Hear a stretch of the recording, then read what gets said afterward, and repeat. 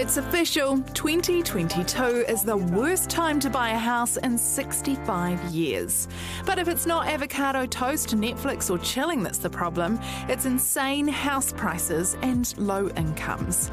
According to a new report by Infometrics, one of the best years to buy a house was good old 1996. Meet Bob. He bought this house in 96, and here's Jessica, who's buying Bob's house tomorrow.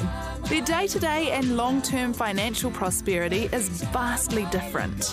In 1996, a mortgage was affordable. Bob's repayments were just 18% of his income over his 25-year term. But Jessica's payments will be 33% of her income, near double Bob's. There's big sort of generational tensions in terms of that distribution of wealth, as well as big tensions potentially within the generation for people who can only buy a house with their parents' assistance and people who don't have parents who can help them into that first home purchase. Bob's house is worth 3.5 times more now than when he bought it. The average house price then was $300,000. Now it's over $1 million. Jessica is buying Bob's house for $1.06 million.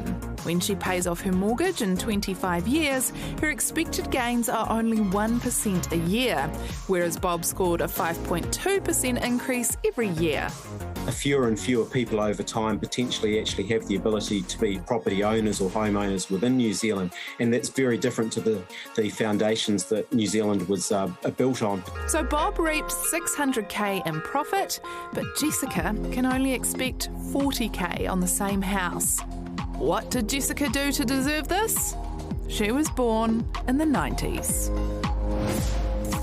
Well, this is a bit sad and infuriating, so let's get some help from an expert. Leslie Harris from the First Home Buyers Club joins us now. Leslie, how are the first home buyers that you've been talking to today feeling about this news? Look, I think people are feeling really disheartened, but they've been feeling disheartened for quite a while. I think what we've seen in the report that's come out today is, I suppose, just solidifying maybe what we already knew, that the current time that we all live in is probably the toughest ever for people to actually get into their first homes. Now, this problem doesn't just affect the generation of first home buyers, does it? It affects kind of a wider group. Absolutely. It's a New Zealand-wide problem, this. I mean, it's our children's problem. We're also seeing a generation of people, actually parents. You know, we know that Bank of Mum and Dad is the 5th biggest lender to first homes in this country. So what does that mean for their retirement? If they've got 3 children and they've given $100,000, I mean, that's great news for those children because not everybody has a Bank of Mum and Dad. But how does that actually impact their retirement and the implications, you know, moving forward on our, you know, rest home care? And there's a whole lot of social implications with this topic. Leslie, you know more about this problem than just about anyone. How do we solve it? Look, it's a really complicated one because it's not just one problem and there's no single silver bullet. And that's the frustration for me, is we've seen a lot of these single bullets thrown in to the pot. We need to have a first home buyers commissioner here because there's 3 problems. It's saving for the deposit, it's getting the lending across the line with a lender, and it's finding an affordable house. I think we need to be working a lot closer with our lenders to look at possibly carving out first home buyers for possibly saving the low deposit lending, which is the under 20% lending for the first home buyer. You know, there's certain things that we could be doing to actually just nurture these people through. So this must be kind of bleak being in your position. What optimism can you give first home buyers? Look, I think interest rates are still relatively low, so that's a plus. People are still getting into their first homes, but they're having to make compromises.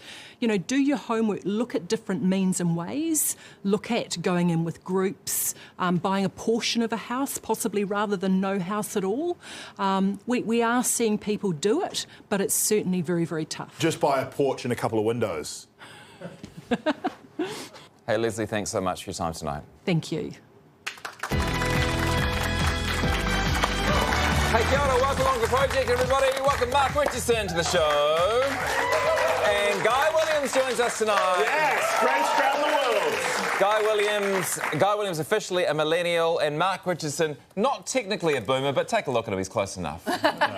I'm a Gen Z, but so I've obviously... No, you're a Gen X. I'm a Gen X, am I? Yeah. You're a boomer at heart. I like that. It's closer to Gen X.